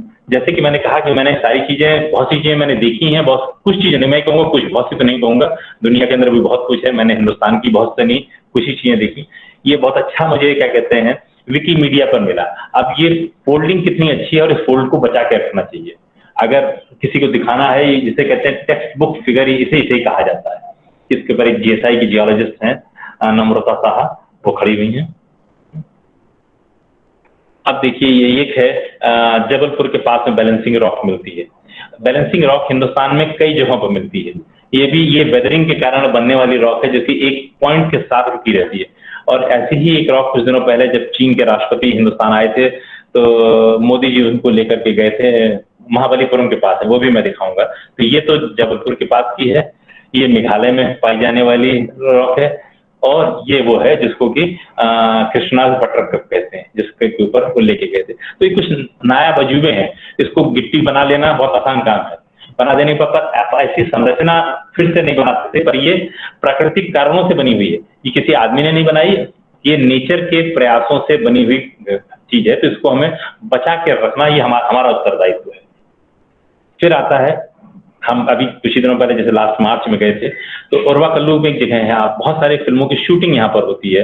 ये पनियम क्वाड्राइट है और यहाँ पर बहुत तेज हवा चलती है। उस हवाओं के कारण बहुत सारे वेदरिंग होती है और ये वेदरिंग से बहुत ही खूबसूरत ओरवाकल्लू रॉक गार्डन बन गया है, जहाँ पर कि बहुत आते हैं और ये बराबर साउथ इंडियन फिल्म्स के लिए बहुत ही अट्रैक्टिव जगह है। तो इसको भी बचा कर रखना हम सब लोगों का दायित्व होगा। फिर आती हैं बहुत सारी गुफाएं। गुफाओं के मामले में तेलंगाना और मेघालय ये दो जगह हैं जहाँ की सबसे ज्यादा गुफाएं हैं लाइमस्टोन के अंदर। जहाँ जहाँ लाइमस्टोन होता है वहाँ गुफाएं बन जाना आसान कार्य होता है। तो ये सब गुफाएं हैं और इनको बचाना और बचा कर रखना हम सबका एज ए भूवैज्ञानिक के तरीके से हमारा उत्तरदायित्व बनता है। अब हम आते हैं एक और रॉक होती बैराइट्स। बैराइट्स जो मिलता है, बैराइट्स हमारे हिंदुस्तान में सिर्फ दो जगहों पे मिलता है। ये आंध्र प्रदेश का मंगमपेट एक जगह है, वहाँ मंगमपेट में इसको खोदा जाता था। अब ऑलमोस्ट खत्म हो गया, इतना हम लोगों ने इसमें से निकाला कि खत्म हो गया, उसमें रह ही नहीं गया। पर जो कुछ बचा हुआ है वो रखा गया है जीएसआई के कारण। कहा कि भैया आप छोड़ दो, कभी बताना होगा कि बैराइट हिंदुस्तान में मिलता था, कैसे मिलता था, तो दिखाने के लिए ये रख रखा गया। बाकी धारवाड़ के पास एक जगह है जहाँ पे और बैराइट्स मिलता है और बाकी बैराइट्स सब जगहों पर खत्म हो चुका है। आप देखिए नीचे बेड्स दिखाई दे रही होंगी इधर आने जाने के रास्ते, तो पूरा पहाड़ जो था वो सब खत्म कर दिया गया है उसके अंदर। ये अब आता है कलमनर बेसॉल्ट। कलमनर बेसॉल्ट बहुत जगहों पर मिलता है दुनिया में, पर बहुत ही खूबसूरत होता है। बम्बई के पास मिलता था, वो वहाँ खत्म हो चुका है। ये क्या कहते हैं गोवा के पास के इलाका है जहाँ पर कर्नाटका में मिलता है और क्या कहते हैं तो तीन जगहों पर है जहाँ पे कलमनर बेसॉल्ट बहुत अच्छा मिलता है। ये कर्नाटका में उडुपी जगह है, उडुपी के पास में देखिए। अच्छा ये क्या शायद लग रहा है, हाँ थोड़ा मिस हो गया यहाँ पर। ये देखिए अभी दिखाएंगे, कलमनर बेसॉल्ट आगे भी होगा। ये है ब्रिज जो तिरुमला हिल, यानी कि जहाँ पर हम तिरुपति महाराज के मंदिर पर जब जाते हैं तो रास्ते में एक नेचुरल आर्क मिलता है। इसको भी बचा के रखा गया और ये इसलिए बचा हुआ है क्योंकि तिरुमला हिल में जैसे कि संग्रामपुर चित्रकूट में तोड़फोड़ मना है, वैसे ही बचा हुआ। अदरवाइज ये भी टूट करके गिर गया होता, इस पे लोग जाते रहते और रास्ता बनाने के लिए इसको तोड़ दिया गया होता। ये एक है नेचुरल कोरल रिज। कोरल भी बहुत खत्म हो रहे हैं हमारे पास। ये हमारे पूर्वी क्षेत्र में अंडमान में नील आइलैंड के पास मिलता है और बाकी अदरवाइज ये हमारा पश्चिमी क्षेत्र में जो इलाका है वहां पर हमारे पास ज्यादा पाया जाता है। अब देखिए कुछ चीजें हैं जैसे कि हमारे में महाबलेश्वर, जैसे मैंने कहा था LIPL लार्ज इग्नियस प्रोविंस जो डेक्कन का है, वो भी बहुत खूबसूरत नजारा है। ऐसे ही ग्रैंड कैनियन दुनिया में सब बहुत मशहूर है, पर ग्रैंड कैनियन की तरीके की दो चीजें हिंदुस्तान में मिलती हैं। आंध्र प्रदेश में गंडीकोटा में मिलता है, जो नीचे वाला क्षेत्र आप दिख रहे हैं, इसके अंदर बैठ करके आप जर्नी कर सकते हैं नदी में, तो आपको विभिन्न कालखंडों की सारी चट्टानें एक साथ देखने को मिलेंगी। जैसा कि कहा जाता है ग्रैंड कैनियन में जाइए तो प्री कैम्ब्रियन से लेकर के और आज तक की सारी चीजें आप एक जर्नी में चलते जाइए तो देखने को मिलती है। और अभी हाल ही में यानी कि अभी एक हफ्ते हुए नेचर में एक पर्चा आया है, शायद आप लोगों को भी नजर से गुजरा होगा, उसका टाइटल ही था missing billion years. Missing billion years करके एक पॉडकास्ट आया था जिसमें कि 1 अरब वर्ष का समय गायब हो जाता है। यानी कि उसमें जब आप ऊपर से जर्नी करते हैं इतना दिखाई देता है कि यहाँ तक आ रहे हैं और उसके बाद खत्म होकर के दूसरी रॉक एकदम से शुरू हो जाती है। ये वेस्ट बंगाल में पाया जाने वाला कैनियन है, गोंगोनी दिख रहा है आपको। फिर ये साहिबगंज का मसला है, साहिबगंज का पार्क जो कि बहुत इंपॉर्टेंट पार्क अब है। ये तिरुवक्करई एक साउथ में जगह है जहाँ पर कि वुड्स के फॉसिल बहुत अच्छे मिलते हैं। हमारे म्यूजियम में भी कुछ फॉसिल रखे हुए हैं तिरुवक्करई के। ये देखिए वुड लॉक्स हैं, बहुत सारे मिलते हैं। इसकी टक्कर की चीज अमेरिका में है जिसको कहते हैं एरिजोना वुड पार्क कहलाता है, बहुत खूबसूरत पार्क है। वहाँ और यहाँ में फर्क है, उनका जो एरिजोना में पाए जाने वाले वुड लॉक्स हैं वो सारे के सारे सर्टिफाइड हैं, हमारे सैंडस्टोन कास्ट हैं। और इसमें भी चर्ट वाले भी हैं पर ज्यादातर कास्ट जो है वो सैंडस्टोन के हैं। ये कुछ और वुड लॉक्स हैं, साथानूर, ये भी क्या कहते हैं हमारे तमिलनाडु में पाए जाने वाले वुड लॉक हैं। अब आता है कि लोगों के प्रयास से क्या कहते हैं कुछ म्यूजियम बनाए। जीएसआई ने कोशिश करी, जीएसआई ने 1974 में एक छोटा सा कलेक्शन इकट्ठा किया था सकेती में और वो जाकर के एक पार्क बना और पार्क बन के अब उसको बृहत म्यूजियम का रूप दिया जा चुका है। 2014 में उसका उद्घाटन भी हो चुका है। इसमें बहुत सारे ऐसे फॉर्म रखे हैं क्योंकि शिवालिक में हमारे पास ऐसे बहुत से जीवाश्म मिलते हैं जो कि कहीं ना कहीं आकर के हमारे वर्तमान जितने प्रकार के जीव जंतु पाए जाते हैं उनसे जुड़े हुए हैं। ये वहाँ पाए जाने वाले फॉसिल्स हैं जो उसमें डिस्प्ले करके रखे गए हैं। ये कुछ मूर्तियां हैं, मतलब बना के उनके आदम का या जीव सदृश से रखे गए हैं मॉडल वहां पर प्रकृति में। अब आता है कि देखिए ये भी एक बहुत इंपॉर्टेंट चीज है, लोनार जगह है बुल्ढाना डिस्ट्रिक्ट में महाराष्ट्र में, यहाँ पर क्या कहते हैं एक उल्का पिंड गिरा था और उस उल्का पिंड के गिरने के कारण एक झील निर्मित हुई जिसको कि लोनार लेक कहते हैं। और ये बहुत पुराना नहीं है, करीब 50,000 साल पुराना एक उल्का पिंड था जो कि कहा जाता है कि 2 लाख टन का था। उतना बड़ा उल्का पिंड गिरा जिसने की धरती में इतना बड़ा गड्ढा बनाया और उस पर धीरे धीरे पानी इकट्ठा होते होते आज एक लेक है। दुनिया का सबसे नायाब लोनार क्रेटर इसलिए माना जाता है क्योंकि यही एक क्रेटर ऐसा है जो कि सारी दुनिया में वॉल्केनिक रॉक के ऊपर है, यानी कि ये क्योंकि डेक्कन बेसाल्ट के ऊपर है, ये यही खाली है, बाकी सारे जो है वो या तो सेडिमेंट्री रॉक्स पर हैं या कहीं समुद्र के अंदर हैं या दूसरे तरीके के रॉक में। ये एक्सक्लूसिवली हमारा डेक्कन बेसाल्ट के ऊपर बना हुआ क्रेटर है। ये कुछ अजीब सी रॉक है। ये कास्ट एक वेदरिंग पैटर्न होता है कास्ट का, तो कास्ट के कारण जब लाइमस्टोन और डोलोमाइट में वेदरिंग होती है और वेदरिंग होने के बाद इस तरीके का स्वरूप ग्रहण कर लेता है। तो एक छोटा सा हिस्सा याना गांव में कर्नाटका में जिसको कि प्रिजर्व करा गया और वो वहाँ की जनता ने कर रखा है। इसमें अभी सरकार का कोई योगदान नहीं है, जीएसआई का कोई योगदान नहीं है, हमारे आप जैसे लोगों का भी नहीं, क्योंकि वहाँ की जनता को मतलब स्थानीय निवासियों को बहुत अच्छा लगता है, इसलिए उसको उन्होंने तोड़फोड़ नहीं करने दी और बचा के रखा गया। ये भी हमारा क्या कहते हैं लेह मनाली के रास्ते में इस तरीके की बहुत सारी चीजें दिखाई देती हैं। तो ये देखते हैं जब अभी आप भी जाएंगे तो दिखाई देता होगा आपको हिमाचल। तो ये दिखता है। ये भी क्या कहते हैं लाइमस्टोन, जैसे कि मैंने कहा कि मेघालय और मिजोरम के क्षेत्र में बहुत सारी लाइमस्टोन केव्स हैं और वहाँ वेदरिंग बहुत होती है, लाइमस्टोन बहुत है। ये सारी संरचना है। ये जबलपुर का भेड़ा घाट बहुत खूबसूरत है जिसके बीच में आप निकलते हैं तो दोनों तरफ बिल्कुल सफेद रॉक्स दिखती, मार्बल की रॉक्स हैं सारी, और इसके बीच में आप नौकायन करते हैं तो बहुत अच्छा लगता है। ये सारी चीजें आपको देखने लगे और जिनको बचाने की जरूरत है और ये बचा रहेगा, ये कम से कम बचा रहेगा इसको भी, क्योंकि टूरिज्म के हिसाब से डेवलप हो गया है इसलिए इसको नुकसान नहीं पहुंचाया जा रहा। हालांकि दूर दूर तक के इलाके का मार्बल निकाल लिया गया है, यहाँ नदी है लोग आते जाते रहते हैं तो इसलिए बचा हुआ है। ऐसे ही हिमाचल प्रदेश में एक और नेचुरल गेटवे, जैसा कि मैंने तिरुपति में दिखाया था उसी तरीके का नेचुरल गेटवे यहाँ पर भी। अब आता है, ये थोड़ा सा गलत हो गया, पहले साथ लगना चाहिए था। कलमनर बेसाल्ट की जो बात कर रहा था मैं, उडुपी डिस्ट्रिक्ट में दुनिया में बहुत सी जगहों पर जब ज्वालामुखी से कोई जो लावा निकलता है और वो इतनी जल्दी ठंडे होने की स्थिति में आया कि जिसमें कि ठंडे होना की शर्त क्या होती है कि नॉर्मली वो बाहर की तरफ से होता है, इसमें क्या होता है संकुचन होता है और अंदर की तरफ जब जा रहे होते हैं तो इस तरीके के हेक्सागोनल बन जाते हैं जिनको कलमनर कहते हैं, कलमनर बेसाल्ट कहा जाता है और हिंदुस्तान में भी कई जगहों पर पाया गया है। ये देखिए कितना खूबसूरत लग रहा है, इनको बचाने की जरूरत है।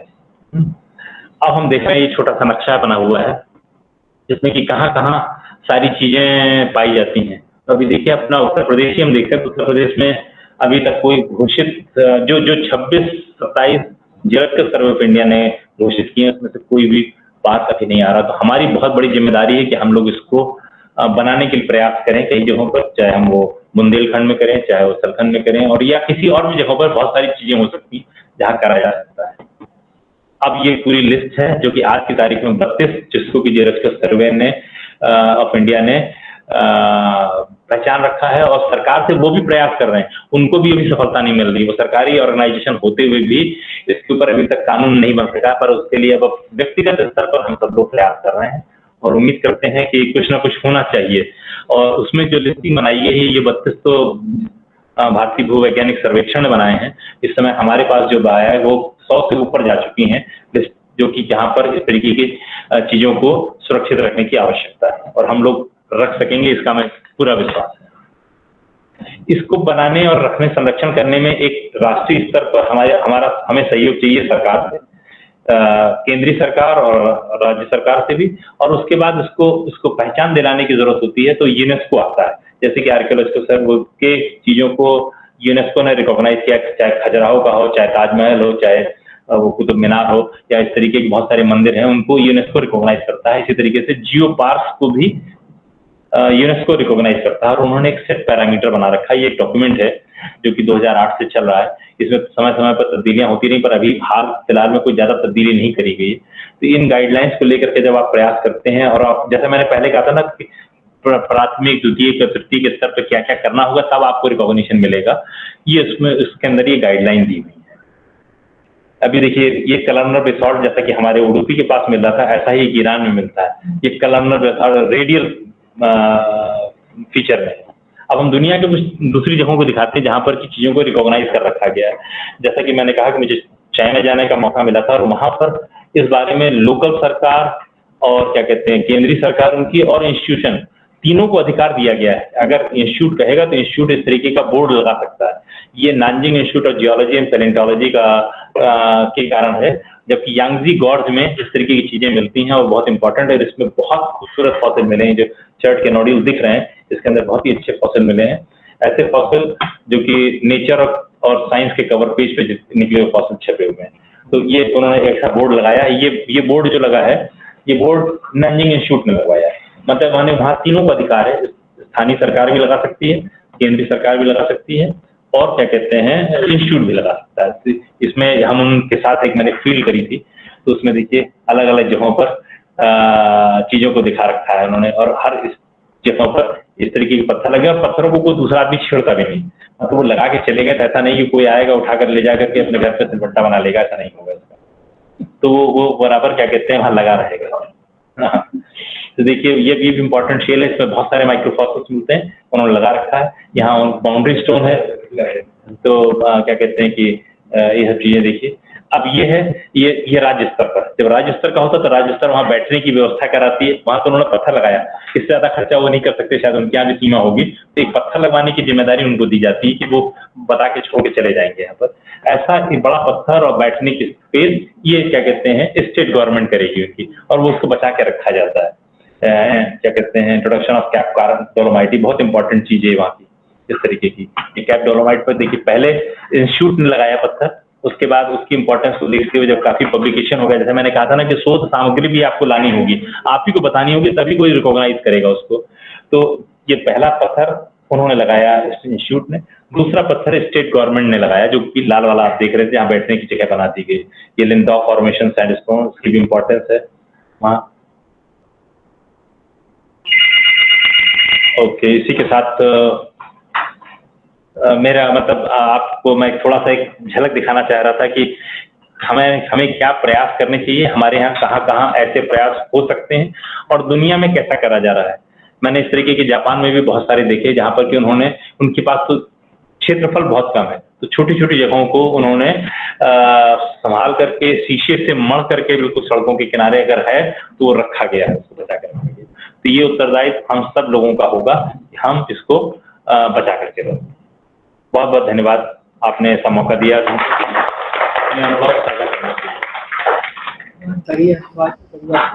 तो चालू कर दीजिए।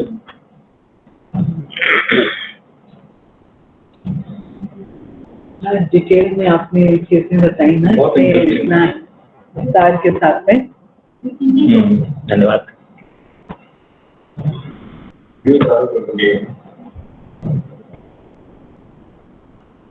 धन्यवाद मिस्टर शर्मा जी, आपने बहुत ही विस्तार से हम लोगों को जीव हेरिटेज के बारे में बताया और ज्ञानवर्धन किया। और अगर कोई कुछ पूछना चाहता है हमारे श्रोताओं में से, किसी के मन में कोई सवाल है, संशय है, तो मुझे लगता है ये सही समय आप पूछ सकते हैं अपनी जिज्ञासा अगर कोई है तो उसको भी।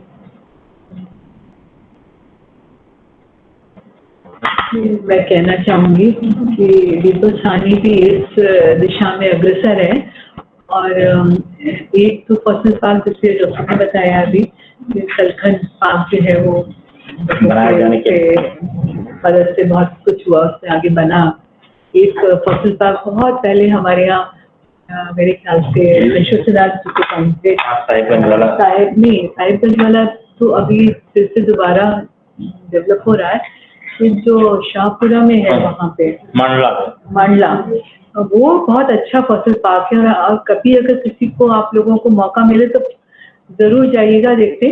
और वहाँ मुझे बहुत अच्छा लगा। हम करीब 2018 में हम गए थे वहाँ पे, और हमें पता नहीं था उसके बारे में, बहुत डिटेल नहीं पता, तो पता था एक फॉसिल पार्क है। बट जब वहाँ गए हम तो देखा कि वहाँ पे बड़े बड़े अक्षरों में हमारे संस्थान का नाम लिखा हुआ है, फ्रंट में ही लिखा है। उसके बाद अंदर गए तो देख रहे हैं तो वहाँ पे डॉक्टर रश्मि श्रीवास्तव, डॉक्टर गुलेरिया, डॉक्टर मेहरोत्रा, ये जितने भी हमारे पुराने जो भी लोग थे, इन सबके नाम और चित्रों के साथ में, और वहाँ फॉसिल के बारे में उन लोगों ने जो लिखा हुआ था, तो उन्होंने बहुत अच्छे से उन चीज़ों को सबको बहुत अच्छे से उसको संरक्षित किया हुआ है। वो देख के बहुत अच्छा हुआ, बड़ी गर्व की फीलिंग हुई, एक बड़ा अच्छा लगा कि हाँ, हमारा संस्थान भी जो है वो कुछ अच्छा काम कर रहा है, जो कि ज़रूरत है जिसकी देश को। और इसी सबको देखते हुए फिर हम लोगों ने अभी एक साहिबगंज में दोबारा फिर से हमारे यहाँ के दो साइंटिस्टों की जो है ये लोग गए थे वहाँ पे, और उसको वहाँ पे डेवलप करने में हेल्प कर रहे हैं। अभी जो दिखाया था शर्मा जी ने, वो नया जो फॉसिल पार्क है वो फरवरी में ये लोग गए थे। उसके बाद में अभी एक झारखंड में अभी गए हैं ये लोग, सुरेश पिल्लई जी, और छत्तीसगढ़ गए हैं। तो वहाँ गए हैं ये लोग, और वहाँ पे भी मनेन्द्रगढ़ में भी फॉसिल पार्क डेवलप हो रहा है, जो कि मरीन फॉसिल पार्क है। परबियन में किस तरह से मरीन कर्षण जो है उसको दिखाने के लिए मैंने फॉसिल दिखाया था इसमें, शायद मैं बोलना था। अब तीसरा पार्क जो है वो एक और आया है सिक्किम में, बहुत सी जगहों पर है, संभावना है जिसमें कि हमारा संस्थान जो है आगे आएगा, उसमें उसको डेवलप करने में हेल्प करेगा। तो छोटे रूप में कोशिश तो जारी है, लेकिन हाँ, जैसा कि शर्मा जी कह रहे थे कि इसमें सभी के सहयोग की बहुत जरूरत है, और जब सभी लोग इस दिशा में आगे आएंगे और आगे बढ़ेंगे, तभी हम लोग देश की धरोहर को बचा पाएंगे। धन्यवाद। कहाँ है सर? झांसी के पास है। मेघालय में जैसे मैं तो वहाँ पे काम कर चुकी हूँ, बहुत सारे सोचते हैं मतलब बहुत एरिया अलाउ करेगा तो अभी इतना बड़ा पीस हम सोचते हैं मतलब होगा 200-300 किलो का होगा, मतलब ला करके यहाँ रखा जाना चाहिए कि वहीं से उसमें पता है कि जरकन में इसकी डेट है, तो इतना तो कम से कम पीस बचा रह जाए। जिन लोगों ने इंदिरा गांधी की समाधि देखी है वहाँ पर, अरे समाधि तो नहीं, मतलब जहाँ पर उनका शक्ति उस पर जो क्या कहते हैं आयरन का स्टोन लगा हुआ है, वो कुद्रेमुख से आया हुआ है, तो उतना बड़ा पत्थर लाकर लगाया गया है। उसी तरीके से एक बड़ा पत्थर लाकर, हाँ मतलब उसके फिर स्पेशल व्यवस्था करनी पड़ेगी, आपको जीप से लाकर लाना पड़ेगा, तो उसको रखा जाना चाहिए, मतलब उतना तो बचा रह जाए। पता चला कि सब अभी डिफेंस कॉरिडोर बनेगा और सब निकल गया, बन रहा हो तो बन ही रहा है। जैसे हम लोगों ने 2001 में जब वो किसी को प्रश्न पूछना है, किसी का कोई प्रश्न हो तो पूछ सकता है, चैट बॉक्स में लिख दें। चैट बॉक्स में किसी के मन में कोई भी सवाल हो तो वो पूछ सकता है। जैसे हम लोग सर रणबीर सिंह सर और राजकुमार सर ले गए थे वो फुलरा लाइन स्टोर, हाँ, सुनते हैं कि नहीं वो पूरा सीमेंट फैक्ट्री में पूछ लीजिए, नहीं तो फिर विजेताओं की घोषणा की जाएगी। एक बार धन्यवाद। और अब इस कार्यक्रम को आगे बढ़ाते हुए अब मैं अपने निदेशक महोदय से अनुरोध करूंगी कि विजेताओं के नामों की घोषणा जो है वो ये घोषणा करी जा रही है, तो हमें पुरस्कार 14 नवंबर को दिया जाएगा। तो प्रतियोगिता का नाम है टंकट प्रतियोगिता। इसमें प्रथम पुरस्कार मिला है मनीषा थारू जी को, द्वितीय पुरस्कार मिला है अनुपम जैन को, तृतीय पुरस्कार मिला है पुष्कर वर्मा जी को, और प्रोत्साहन पुरस्कार है प्राप्ति गुप्ता एंड श्रीमती सविता नायर जी को। टिप्पण प्रतियोगिता में डॉक्टर संध्या मिश्रा प्रथम पुरस्कार को मिला है, द्वितीय पुरस्कार मिला है श्री आशीष कुमार मिश्रा को, तृतीय पुरस्कार है श्री विजय राठौर एंड प्रोत्साहन पुरस्कार श्री अमित कुमार मिश्रा। वाद विवाद प्रतियोगिता में तो प्रथम पुरस्कार संध्या मिश्रा जी को जाता है, द्वितीय पुरस्कार कुमारी आर्या पांडे, तृतीय पुरस्कार श्री सलमान खान, और प्रोत्साहन पुरस्कार डॉक्टर SS के पिल्लई। ई पोस्टर में प्रतियोगिता में प्रथम पुरस्कार मिलता है कुमारी पूजा तिवारी को, द्वितीय पुरस्कार विजय राठौर, तृतीय पुरस्कार कुमारी रिकी डे एंड प्रोत्साहन पुरस्कार कुमारी साधना विश्वकर्मा। ई निबंध प्रतियोगिता में प्रथम पुरस्कार पूजा तिवारी जी को मिलता है, द्वितीय पुरस्कार श्री मोहन कुमार और श्री विजय राठौर को, तृतीय पुरस्कार श्री देवेश्वर प्रकाश मिश्रा और प्रोत्साहन पुरस्कार श्री शुभांकर प्रमाणिक को।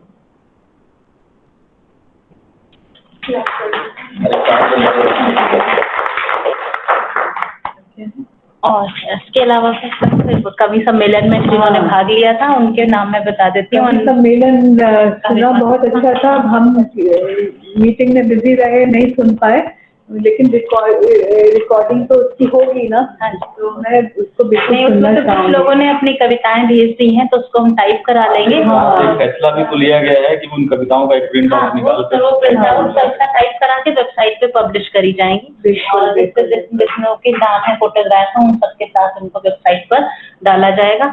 और अंत में मैं अपने निर्णायक मंडल के जो सदस्य थे उसमें जैसे वाद विवाद में प्रोफेसर मुकुंद शर्मा जी और राजेश अग्निहोत्री जी ने निर्णायक मंडल के सदस्य थे। पोस्टर प्रतियोगिताओं को डॉक्टर पूनम वर्मा ने जज किया है, और निबंध प्रतियोगिता डॉक्टर दीपा अग्निहोत्री ने, और टिप्पण और टंकण की प्रतियोगिता को राजभाषा कार्यान्वयन समिति के सदस्यों द्वारा उनका निर्णय लिया गया था। तो उन सबका भी धन्यवाद करना चाहूंगी। और अंत में मैं अपनी सहयोगी डॉक्टर स्वाति त्रिपाठी से अनुरोध करूंगी कि वो धन्यवाद चाहता हूँ। स्लोगन वाले कैसे थे? स्लोगन इसमें नहीं था। नहीं, स्लोगन सर वो मूवी वाली। धन्यवाद।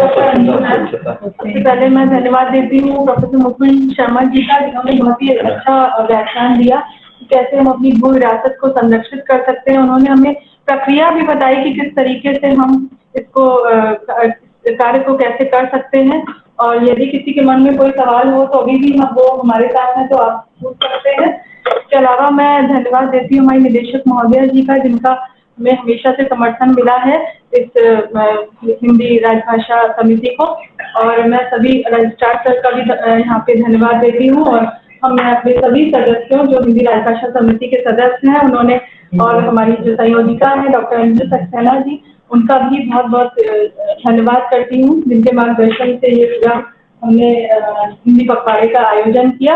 और सभी प्रतिभागियों को खास करके मैं सबका धन्यवाद करती हूँ कि सबने बढ़ चढ़ के हिस्सा लिया। और जैसा कि हमारी निदेशक महोदया ने कहा कि कुछ लोग तो साल भर वो इसमें भाग लेते हैं, लेकिन अभी जरूरत है कि कुछ नए लोग भी आए और कुछ और लोग भी आए जो इसमें हमें अपना अपना सुझाव नए नए सुझाव दें, जिससे कि हम इसको कुछ परिवर्तन कर सकें। इसमें हम अपनी ओर से तो एक प्रयास करते हैं, लेकिन आप लोगों का भी योगदान जरूरी है, सभी कर्मचारियों का योगदान इसमें जरूरी है। और इसके साथ साथ मैं सबसे अनुरोध करूंगी कि आप लोग अपना काम भी ज्यादातर, सभी विभागों से भी ये आग्रह करूंगी कि अपना काम हिंदी में ज्यादा से ज्यादा बढ़ाएं। और वैसे तो इंग्लिश भी, हम इंग्लिश में ही काम करते हैं, रिसर्च इंस्टीट्यूट है, लेकिन हिंदी में भी हम अपना प्रयास जारी रखें। और इसके साथ साथ चंद लाइनें भी मैं बोलना चाहती हूँ कि जैसे आज हिंदी दिवस है, तो आज हिंदी को राजभाषा का दर्जा दिया गया था 14 सितंबर को। तो जन जन की भाषा है हिंदी, और हमारे देश का अभिमान है, हमारे देश का अभिमान है हिंदी। और ये जो भाषा है इसमें जोड़ रखा है हमारे देश को, और एक अटूट धागा है हिंदी। तो मैं सभी लोगों से आग्रह करती हूँ कि अपने बच्चों को भी अंग्रेजी के साथ साथ हिंदी भी पढ़ाएं, और मन से पढ़ाएं, तभी हमारा देश हिंदी की तरफ अग्रसर होगा। आप सभी का फिर से धन्यवाद।